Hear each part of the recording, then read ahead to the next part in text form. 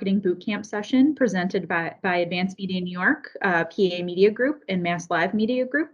Today's session, Diversity and Creative Marketing a More Inclusive Brand, will begin shortly. But before we get started, I just wanted to run through a couple housekeeping items. So first, this session will be recorded and will be made available to all attendees. And this session, along with the recordings of our previous bootcamp sessions, can be found at nebootcamp.com. The chat feature is also active for the session. You'll be able to navigate to that chat feature at the top control bar. It's the little icon that looks like a speech bubble.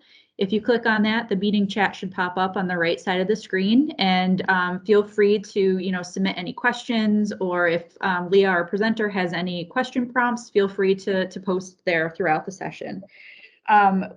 And if you do post questions throughout the session, we'll be sure to answer all of those questions during the Q&A period at the end of the session. And just to let you know, we are hosting 2 more bootcamp sessions. The next will be on Thursday, July 15th at noon, and it'll be focused on healthcare marketing and a healthcare panel. But you're all here today to talk about diversity and creative, and we're so happy you're here to join us for this very important and timely topic. I want to introduce our speaker. Our speaker today will be Leah Gagne. She's a creative consultant at Advanced Media New York and uses her talents on a lot of different campaigns and a lot of different companies within Advanced Media New York. She definitely has her pulse on not only creative trends, but a lot of aspects of diversity and inclusion in the creative space. So she's a great speaker, and I think you'll really enjoy all that she has to say. There's a lot of inspiration in the minutes ahead here. So now I'll turn it over to Leah for the remainder of the presentation. All right. Thank you, Lindsay. Scano, everybody. Thank you all for attending the Digital Marketing Bootcamp today. My name is Leah Gagne. I am a creative consultant at Advanced Media New York. Today, I am excited to talk to you about diversity in creative and how you can market a more inclusive brand. Here is today's agenda. We'll start with the introduction. I'm going to share a little bit about myself, my homelands, and its history. We're going to talk about defaults, when people prefer to carry on behaving how they always have in light of circumstances that might influence their decision to change. I will show you examples of how a few brands relied on their defaults and how they course-corrected their message to fix it. We'll talk about the buying power of diverse populations. I'm just going to share a few numbers with you. I'm not a mathematician, so I'm just going to reinforce the buying power that diverse populations have. In Empathy, Understanding, Pledge section, I will share with you a few examples of how brands are aligning themselves on issues of diversity. This may give you some ideas on how you might want to make an effort to include diversity in your campaigns. In What You Can Do, I'm going to share a few suggestions on ways that might help you include diversity in your creatives. And finally, I'm going to recap the importance of including diversity in your creatives and marketing campaigns. First, I would like to give you a little background about myself. I was born at a hospital in Syracuse, New York, and I was raised on the Onondaga Nation, just a few miles south of the city of Syracuse. Now, I'd like to give you a little history about the nation that I'm a member of. I'm not sure if you all have learned about the native tribes that once occupied a portion of the East Coast, and particularly the Haudenosaunee, meaning the people of the Longhouse. I'm a member of the Onondaga Nation, and we are part of the Haudenosaunee. The French gave us the term Iroquois, but we call ourselves the Haudenosaunee, which prior to colonization once occupied the entire state of New York and then some. These 5 nations are comprised of the Mohawk, Onondaga, Oneida, Cayuga, and Seneca. In the late 1700s, the colonizers named the state of New York and began negotiating a series of treaties and land transactions with a few of the Haudenosaunee nations. These treaties and land transactions claimed nearly all of our ancestral lands. In the years that followed, villages, towns, cities, and canals were built on the land ceded from the Haudenosaunee. This map illustrates the present-day ancestral land locations. On the bottom left of this page, you will see an estimate of present-day land acreage. Each nation was whittled down from millions of acreage to only a few thousands, and in one instance, only 32 acres remained. Today, The Onondaga Nation is a very small, tight-knit community that is still governed by the traditional form of government. The residents consist of members of the Onondaga Nation, other Haudenosaunee citizens, in addition to other Native friends. The Onondaga Nation is not part of the United States, and to this day continues to maintain its sovereignty. The Haudenosaunee, along with Indigenous children countrywide, were separated from their parents to be civilized at various Native American boarding schools.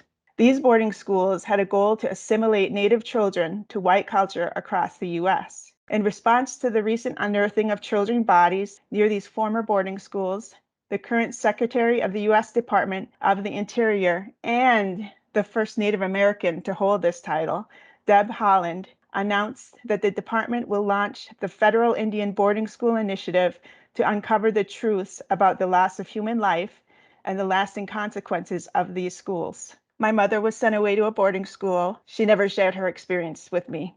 I know that this process will be long and difficult. I know that this process will be painful. It won't undo the heartbreak and loss we feel, but only by acknowledging the past can we work toward the future that we're all proud to embrace. Deb Haaland, Laguna Pueblo. In light of the shadiness that was going on at the boarding schools in the late 1850s, New York State began a school for the Indigenous children located on the Onondaga Nation called the Onondaga Nation School. Growing up, I attended the school, which teaches K through 8th grade. In addition to teaching the mandated New York State curriculum, the Onondaga Nation offers Onondaga language, culture class, and follows a school calendar that aligns with the ceremonial calendar. This school can only be attended by Ongwe or Indigenous children. Here is the school philosophy. The Creator inspired my birth. Your thirst for the truth about yourself and Mother Earth will be within your reach when your spirit and mind are congruent. My truth will give you the strength and courage to exist in all cultures, but it would also give you the ability to retain the intrinsic values of our way of life. Someday, some of you will return to me and share with others what you have gained, both within me and in other entities similar to me in our little brother's culture. The pride that I will generate in you, the way of life that I give you, will place you high above all of your enemies, such as greed, envy, jealousy, resentment, self-pity, anger, revenge, dishonesty, and egotism. If I live within you, you will be like the eagle. I was fortunate enough to have two loving parents that valued diversity and realized that we would learn from these experiences. So they sought out opportunities for my siblings and I to interact and make friends with people who were different from us. One of these experiences was attending a summer camp for local lower income youth. See if you can spot me in these pictures. This summer camp experience was rich in diversity. It built bridges along various races. Being part of this program for nearly 10 years of my childhood fostered a positive sense of self and helped me build upon a world of respect, curiosity, sharing, and humanity. Today, I am a creative consultant at Advanced Media New York, a marketing company that offers an array of digital products and services to businesses in New York State and beyond. My creative process takes advantage of all forms of media, including video, web, print, social, and interactive media to help communicate our clients' visions clearly. I bring my skill set to our clients based upon my journey, education, and design skills in the field of graphic design. My creativity never sleeps. I'm constantly observing and engaging with my environment, always thinking and dreaming up new ways to execute and showcase good design. I enjoy working at Advanced Media New York because of the variety of clients. I'm always learning new things from them, helping them develop their stories from unique perspectives. I am honored to work alongside our award-winning creative team that has worked on projects ranging from geothermal energy, high school musicals, to companies that help space rockets take flight. Different challenges from different companies all of the time keep me inspired to create great design. I am also very grateful to work for Advanced Media New York, a company that is making it a top priority in addressing issues of race, diversity, and inclusion, harboring a mission that calls to make a difference in the communities that we all serve, carrying the knowledge that we cannot be successful if we fail to understand and address issues of racism and equality. I'm honored to have this opportunity to speak with you all about diversity in creative. Now let's talk about default bias. Everyone, no matter where you live in this world, everyone has cultural defaults. You can call them biases or whatever you want, but the root of the matter is it's limiting in terms of what the possibilities are and what you are creating and who those things are for. Bias is embedded into every single thing that we do, every single experience that we have as humans. What are the implications of our default bias on the future of what we are creating?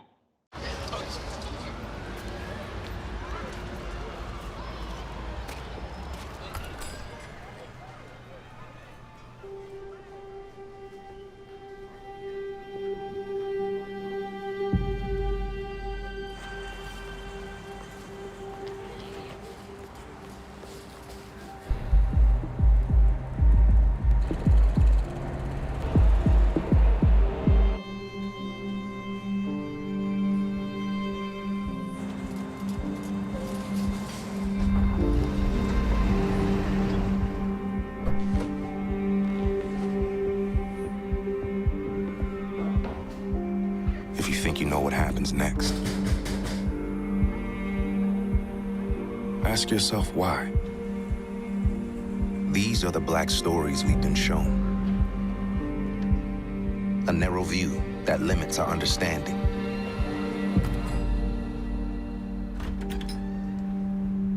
But there's so much more to see.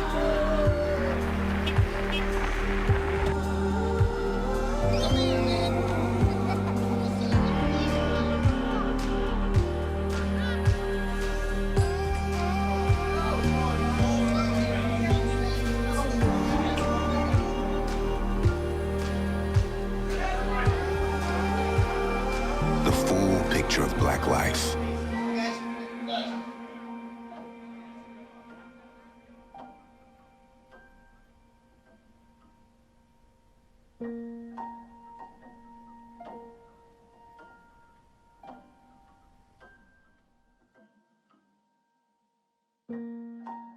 Let's widen the screen so we can widen our view.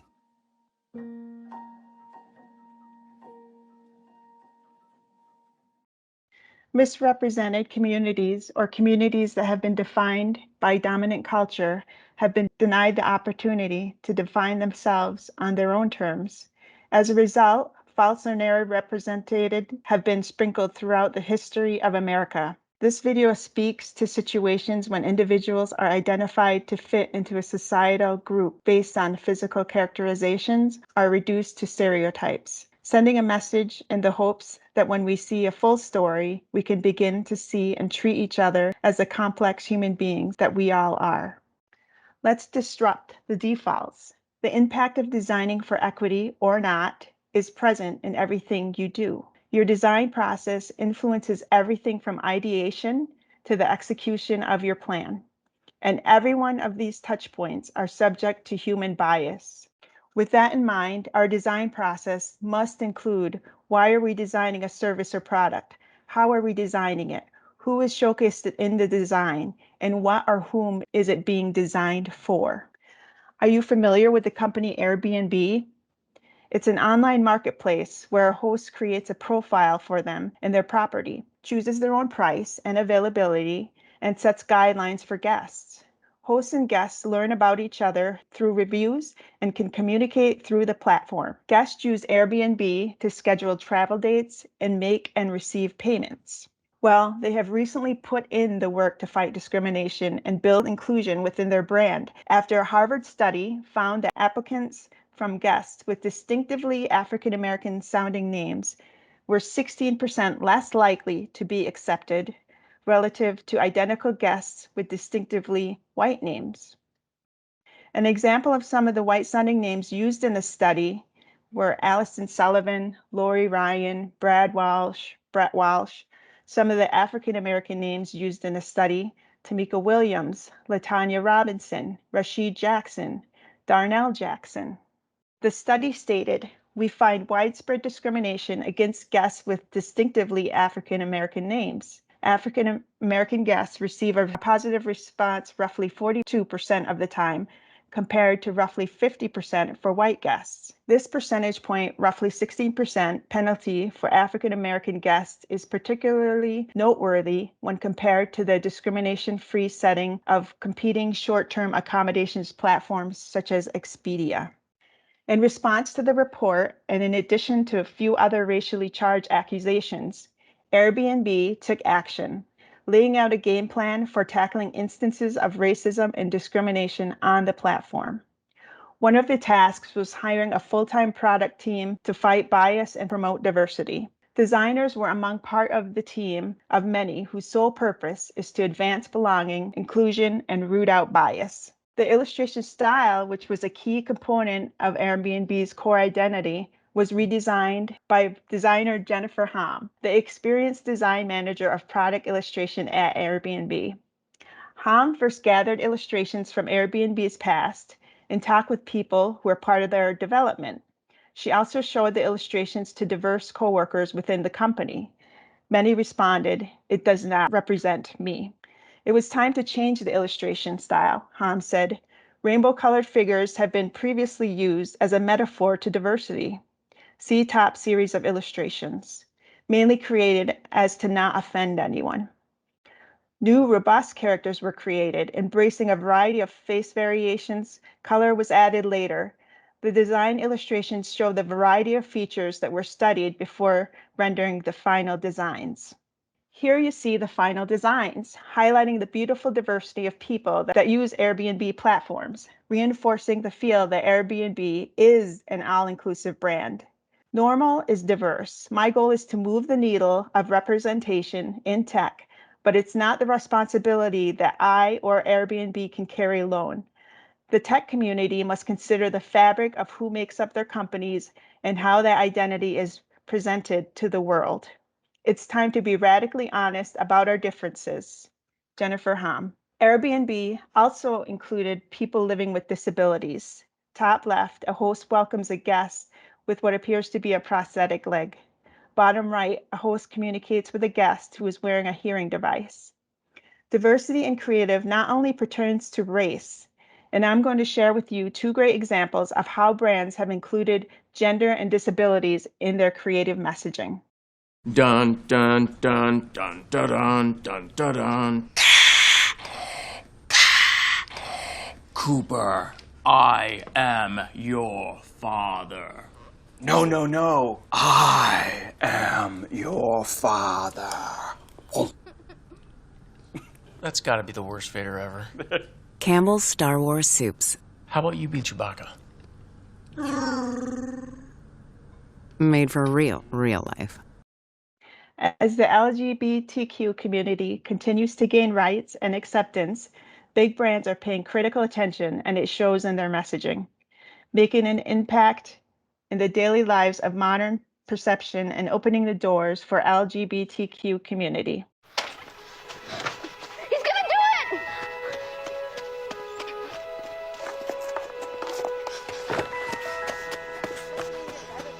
You gotta see this!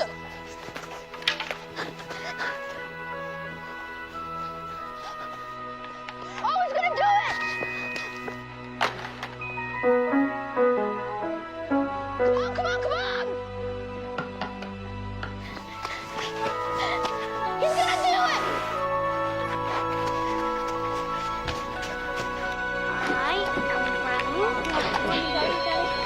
I got him. Nice. Come on. Yeah, let's go. All right.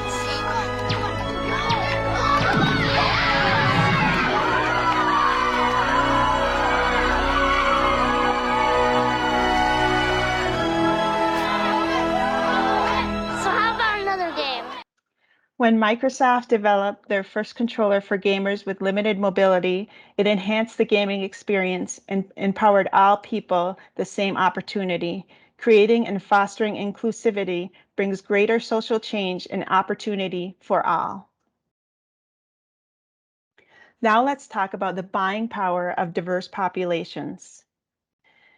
As racial and ethnic minority groups in America are making financial gains, many retailers are re-examining the ways in which they treat and cater to minority customers. The Simon S. Seelig Jr. Center for Economic Growth at the University of Georgia annual report calculates consumer buying power for minority markets in the U.S. African Americans, Asian Americans, Hispanic, and Native Americans are part of this report. The sustained growth of the U.S. economy culminated in an estimated $14.8 trillion of buying power nationally in 2018, an increase of 100% since 2000, and a 30% increase since 2010, with the biggest percentage of gains occurring in minority markets. The combined buying power of African American, Asian American, and Native American is estimated to be $2.4 trillion, while the nation's Hispanic command is $1.5 trillion in spending power. African American estimated $1.3 trillion in 2018. Since 2000, the African American market has seen a 114% increase in buying power. Although making up only 1.3% of the country's population, the buying power of Native Americans is estimated to be $115 billion in 2018, with a 185% increase since 2000. Asian Americans estimated $1 trillion in 2018. Since 2000, the Asian American market has seen a 267% increase. And the $1.5 trillion Hispanic market is the largest ethnic market in the U.S., includes more than 1 out of every 6 American, rising by 212% in 2000. The U.S. Census projects that the U.S. will become minority white in the year 2045. Non-Hispanic whites are projected to remain the single largest race throughout the next 40 years. If these assumptions underlying these projections hold, then the U.S. population is projected to experience several demographic milestones by 2060. As the population grows slowly, ages considerably, and becomes more racially and ethnically diverse. I would like to share with you a few instances where brands have realized their need for change, in particular addressing issues of diversity as demands for equity in product development have arisen. This is a Shirley card. And if you developed color film between the 1940s and the 1990s, the accuracy of the colors in your photos were pretty much based on this skin tone. Shirley was probably the name of the first person who was pictured on the cards, and Shirley became the subsequent name of all the women pictured on the cards. That's Lorna Roth, a professor and researcher at Concordia University in Montreal. Usually they were white women who wore very colorful dresses. Color film works like this. There are layers of chemicals stacked on each other that are sensitive to different colors of lights. And there are a series of different types of chemical solutions that are used to develop them once exposed to that light. A combination of all of these chemicals creates a film's color balance. And for many decades, chemicals that would bring out various reddish, yellow, and brown tones were largely left out. The consumer market that was designated in the design of film chemistry was that of the lighter-skinned market. So when it came to defining what an idealized international skin tone would be, it turned out to be a lighter skin tone than a darker skin tone. If you're shooting people with lighter skins, it looks good. If you're shooting people with darker skins, it doesn't look so good. If you're shooting mixed race in the same screen, then we see the real problems. It wasn't until the 1970s where things started to change, and it came from a very unlikely source. Companies that were advertising different kinds of wood furniture were complaining that Kodak film did not render the difference between dark-grained wood and light-grained wood. The other companies that Kodak responded to were chocolate makers, because the film couldn't render the difference between dark chocolate and milk chocolate. As the film and television industries became more diverse, color balance issues at the professional level became even more apparent.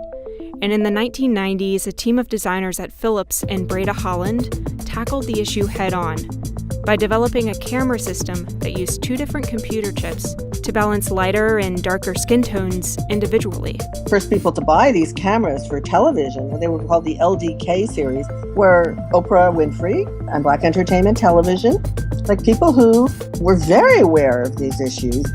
It was around this time that the white Shirley card was joined by the black Shirley card and the Latino Shirley card and the multiracial Shirley card.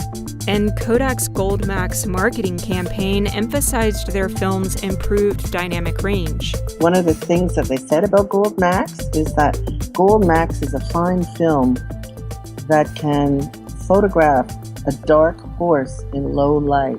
If you were his parents, would you trust this moment to anything other than Kodak Gold film? No other film in the world gives you truer color than Kodak Gold. Today, color film and digital camera sensors have a much broader dynamic range, but the default towards lighter skin and technology still lingers. One of the big mistakes emerged in 2009. I'm sure you heard about it. My coworker Wanda and I are sitting in front of an HP Media Smart computer. It's supposed to follow me as I move. I'm black. I think my blackness is interfering with the computer's ability to follow me. So she moved this way, and the camera followed her. And then he'd get into the screen, and it would be completely stable. No face recognition anymore, buddy.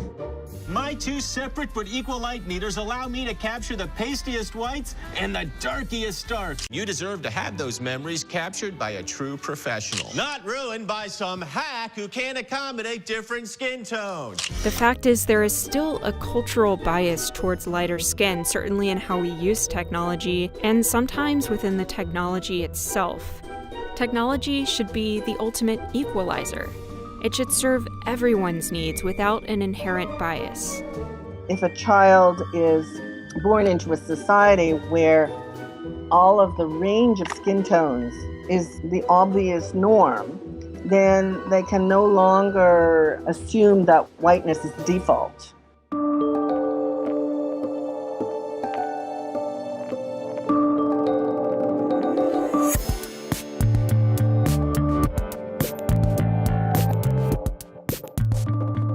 Interesting that the wood grain and the chocolate issues were what spurred change in the beginning for Kodak. The Color Proud Council is based on a reflection of my own experience. I had always noticed that there was an opportunity to better see myself in both our teams and our product. And I realized that we as a company had really an obligation to make sure that everyone feels good in their clothes, no matter who they are and what they look like. The Color Proud Council is the company's first product inclusion initiative focused on bringing diversity to the bottom line of the business by investing in product education and pipeline, as well as talent acquisition and retention. It's really giving people courage in lots of different places to express the ideas that they have to make change in this corporation. And I think that's what's most special about it, is just the empowerment of employees no matter where they sit in the organization. And that builds energy, and that energy is building momentum in a lot of different places, not just in Color Proud. Diversity means more than just color. It's about diversity of race, age, size, sexual orientation, ability. And when you authentically have inclusion all the way through the pipeline, our customers see the benefit. And it's our job to give them every time we make a product. I hope that if anything the Color Proud Council does, it brings more people together to have more conversations to push what we do forward. This video shows a brand tackling an invisible spot head-on, recognizing that there is a shift in the population, recognizing that diversity is something that is needed not only for the bottom line. The takeaway: changing your business model to be more inclusive to everyone will shape a lifetime of shopping patterns from diverse groups for years to come. Now, generating more sales should not be the only reason why you market to minority groups. Acknowledging their ethnicities and cultures should be a huge driving factor. The arrival of COVID-19 and the resurgence of the ongoing Black Lives Matter movement over the murders of George Floyd, Breonna Taylor, Ahmaud Arbery, in addition to many other human lives lost, have brought racial disparities into clear focus. The pandemic shut down the largest cities across the world, and the protesters around the world flooded those streets, each addressing their own issues of police brutality and structural racism. A few years back, I visited my family that lives in Washington, D.C., the capital. Our first stop was to the National Museum of the American Indian, a museum that is devoted to the culture of indigenous peoples of America. Some of what is displayed in the museum, I am grateful to have learned at the Nation School, but to see it on full display in such an honest and thoughtful way really enforced my knowledge and shed light that the teachings of American history in our schools has largely focused on the experiences of whites in our country. Some floors of the museum were harder for me to go through than others, as I learned about situations and details of my ancestors and what they lived through, fighting for our homelands, and the attempted genocides of my race. Starting at the bottom and working our way to the top of the museum, I felt that it accurately presented the past and the present, giving the rich and deep histories of the indigenous on these lands. I highly recommend it for anyone visiting Washington, D.C. And our next stop after we visited this museum was the Capitol building. We did the Capitol tour. In the rotunda of our nation's capital, paintings hang almost life-size. I will never forget the moment I saw this particular painting. My heart broke into a million pieces. Sad, confused, and disheartened. Is this place for me? Is this place where I should feel welcome? I thought to myself, these are my ancestors.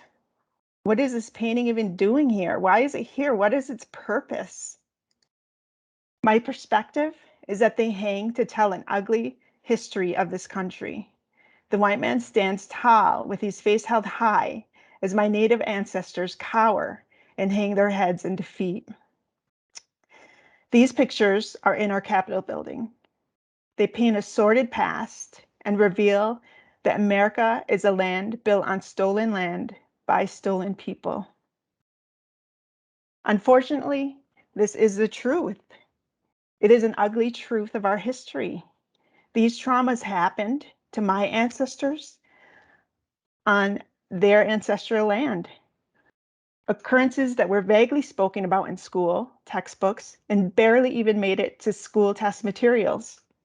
To know about these truths, we would have to seek them out for ourselves, learning from our elders, or taking an additional college course. It is my belief that today that we must bring these dark tragedies to light. Otherwise, they will forever haunt us moving forward. Now, I have limited time with you in this presentation, but I encourage you to do further research and to look into what is called the Sullivan Campaign. Through diversity and inclusion initiatives, our nation has only raised awareness on the limits of freedom and equality that still exist since the founding or taking times of this country. Only until recently has our society started revealing a history that includes many founders from diverse backgrounds who pushed beyond limits and struggled for freedom and equality. Today, advertising and marketing is playing a huge role in spreading the awareness of these inequalities and becoming an equalizer of sorts. I feel as though that we are experiencing a renaissance, and it is beautiful to witness. Here are a few of the brands that are using their platform to tell stories that spread the powerful messages about equality and tackle controversial issues related to diversity and identity. Who said that? The lady at the store. That is not a compliment. Listen, it's an ugly, nasty word, and you are going to hear it. Nothing I can do about that. But you are not going to let that word hurt you. You hear me? There are some people who think you don't deserve the same privileges just because of what you look like. It's not fair. It's not. Remember, you can do anything they can. The difference is you gotta work twice as hard and be twice as smart. Come straight home after practice. You got your ID? Yeah. que se está bien. How's your review? We're good. You good? Yeah, You see? We're good. Okay, good. Now, when you get pulled over, I'm a good driver. Okay? baby, Don't worry. this is not about you getting a ticket. This is about you not coming home. I'm gonna be okay.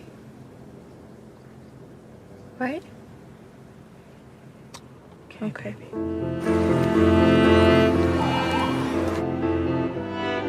It's not fair. But you keep showing up. You are not pretty for a black girl.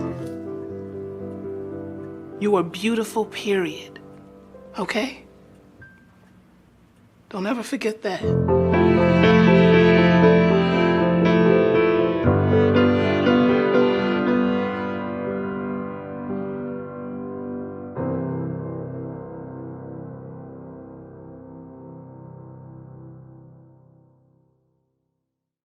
This video uses the power of imagery and experience to create empathy, giving viewers of all colors a window into the struggles of being Black in America. I was at school. The principal told me that I had to leave completely and that I couldn't come back unless I changed my hair. They said that in order to wear my hair extensions, I would have to have a doctor's note. I felt like I wasn't worthy.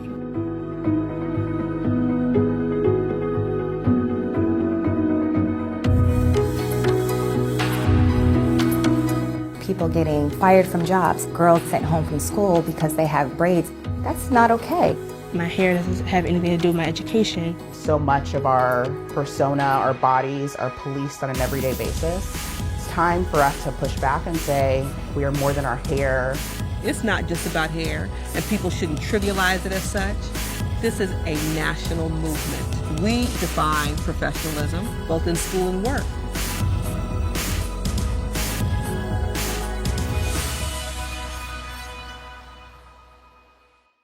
While all women experience the pressure to conform to certain standards of appearance, society's bias has resulted in unfair judgment and discrimination against Black women based on hair texture and protective hairstyles that are inherent to their race.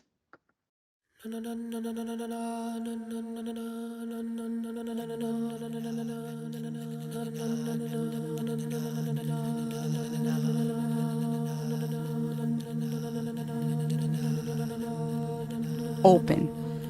Open a door, and it opens all the others. Open a mind, and see what happens next. No great thing, no beautiful invention was created in a vacuum. It happens when we leave our comfort zone and come together. Embrace faiths, cultures, disabilities, differences. Embrace races, ages, ideologies, personalities, creating a tool or device nobody saw coming. Humanity is plural, not singular. The best way the world works is everybody in, nobody out. So who we're made of is everyone. Differences not just celebrated, but essential. Many more women in charge. Equal pay for equal work everywhere.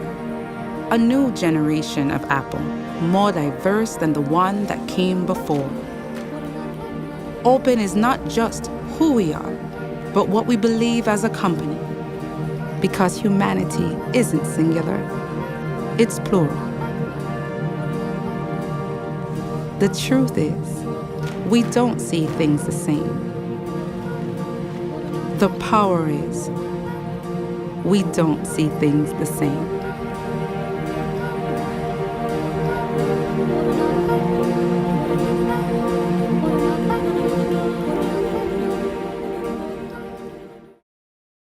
Apple does a good job highlighting the diversity within their organization. Humanity isn't singular, it's plural.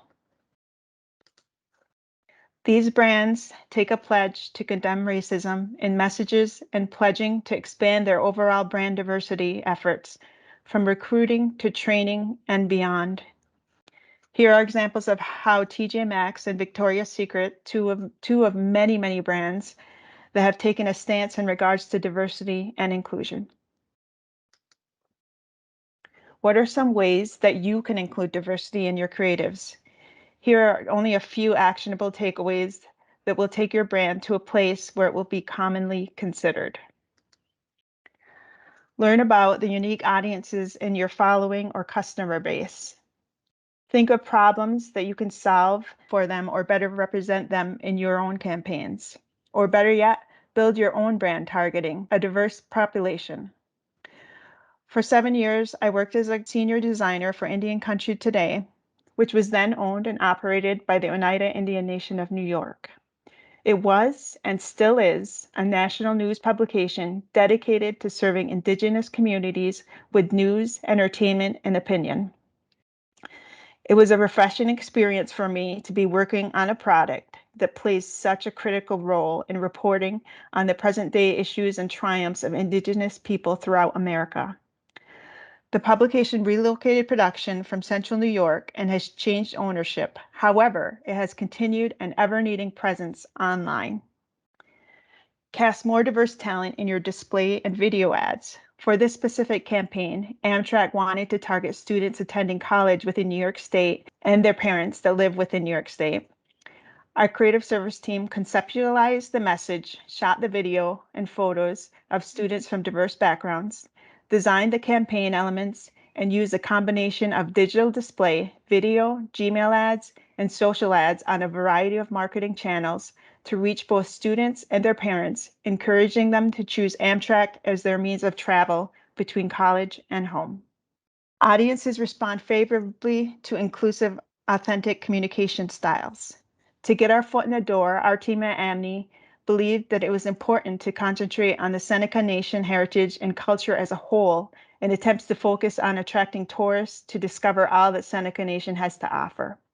The outcome was a video creative which was played at the pitch. It shows our agency's understanding of the Seneca Nation and our excitement to work with them.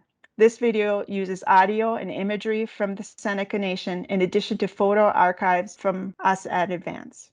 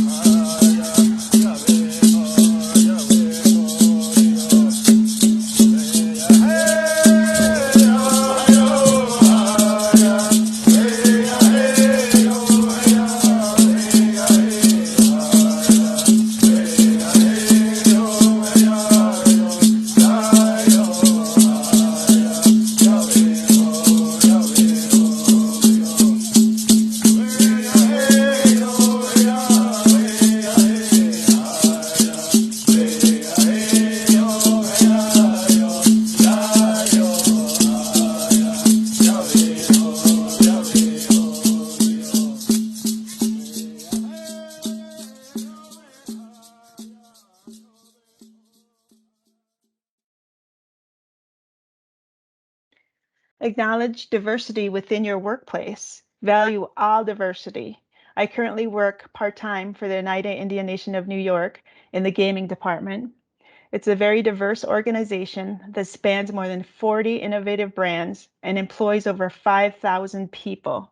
Behind the scenes of the establishment, employees are greeted by welcome and thank you signs, displays largely on the walls in various languages, letting their diverse employees know that they are recognized. Highlight real stories. If your brand has customers or even employees that have unique backgrounds or are driven by unique motivations, find ways to embrace those factors in your marketing campaigns. Translate your ads to better connect with Spanish-speaking audience. Consider the words that you use to convey your messages. Include people with multiple perspectives, backgrounds, and life experiences in the preliminary creative brainstorming, as it will lead to better diverse ideas or products. Here at Advanced Media New York, we have started a diversity committee that meets bi-weekly to quite simply create a priority list to help the diversity and inclusion initiatives within our brand. Our committee consists of a passionate and diverse group of employees that is open to having conversations and helping any employee in need of our assistance or feedback. I'm very fortunate to have the team available for any campaigns that I'm working on or when I'm just looking for truthful, honest feedback. Get involved in your community, build relationships, build a partnership versus just sponsoring an event or an organization. Be a learner. You can't figure it out on your own.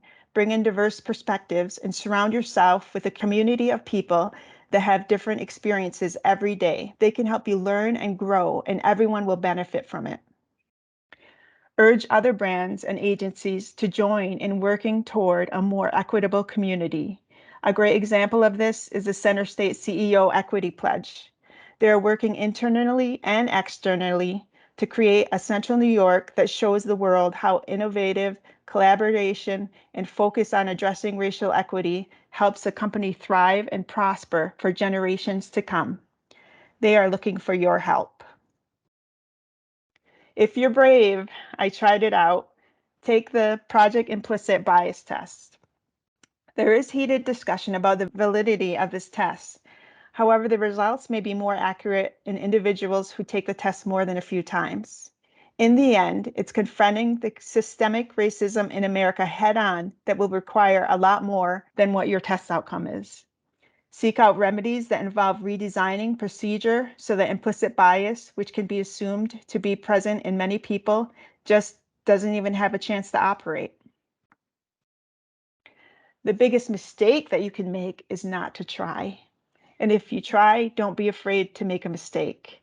If your intentions are good, there will always be someone to support you. Brands that aren't engaging diverse populations are falling behind, and worse, perhaps perpetuating inequalities. As a designer, I feel that we are part of a team at the forefront of what people see in a brand. We are meeting with the clients and working with them on how they would like to tell their stories. Design can be a powerful force to make a difference in this world today. And showing people the ways that they can look at the world as an opportunity for change is not something that we should take lightly. Designers aren't the only ones at this table. Everyone can do this. As storytellers, we have an opportunity and responsibility to use our craft to elevate and celebrate under or misrepresented communities. We should recognize, validate, pay homage to their experiences and to the contributions to the society. Maybe we could make people think just a little bit differently or reflect just a little bit more deeply and realize what a beautiful world we can make, celebrating and embracing all of our differences. Daneto, that is all. Well, Leah, thank you so much for that presentation. We do have a couple submitted questions. The first is, diversity is a very sensitive subject that we're all grappling with. How do you recommend gut checking creative concepts to make sure that the content, tone, and imagery hits the mark? I think that's everybody's biggest fear. Yeah, and like I said, I think you build relationships with others, not like yourself, and you run it by them. Have a personal discussion. Open, expand your groups that you associate with, that you surround yourself with, that you go have a beer with, that you go have coffee in the morning with. Surround yourself with more diverse people, making an effort. And in these instances, you can discuss these matters with them head on before you even start thinking about ideas for a campaign. That's good advice. It does make it feel a little bit more approachable if you are kind of surrounding yourself with friends that you feel like you can truthfully bounce things off of. And the second question that we have is, how do you approach a conversation with a supervisor or perhaps a client where you feel like diversity should be more strongly considered or included in a concept? The ways in which I do it, without having to say we need diversity, is I always, in the storyboarding, in the conceptualization, when I'm presenting it to a client, I'm putting images in there of diversity to run by them. And it's up to them whether they would choose to want to use it in their campaign or in their creative imagery final outcome. But it's just always at the forefront of my thinking, and it's always something that I do. And I hope that maybe they see my vision for the campaign or artwork or whatever we're producing. Thanks. That's really good advice. That is all that I have for submitted questions, and I don't see any others in the chat. So I just want to take this opportunity to again thank Leah for all of the great information she provided over the last hour. I don't know about you, but at least one of those videos made me cry. And I'd like to say thank you all for joining us. Just a reminder that the recording will be made available in an email shortly. And we definitely appreciate your feedback. So within that email, including the link, we will provide a survey on this session. And just, your thoughts on the content, timing, any future sessions that you'd like to see, we would definitely appreciate it. Also, take the time to sign up for our next session on July 15th at noon. Again, it's going to be focused on healthcare marketing, or you can visit nebootcamp.com to see recordings of our previous sessions or to sign up for our 2 remaining sessions. But most importantly, I want to thank you all again for joining us today and listening to this, very important and topical information. I hope you walk away with a couple actionable things you can apply to your creative campaigns, or maybe just some new thoughts to take out there into the world with you. So thank you all again, and we hope to see you at a future session. Thank you. Nyawaha.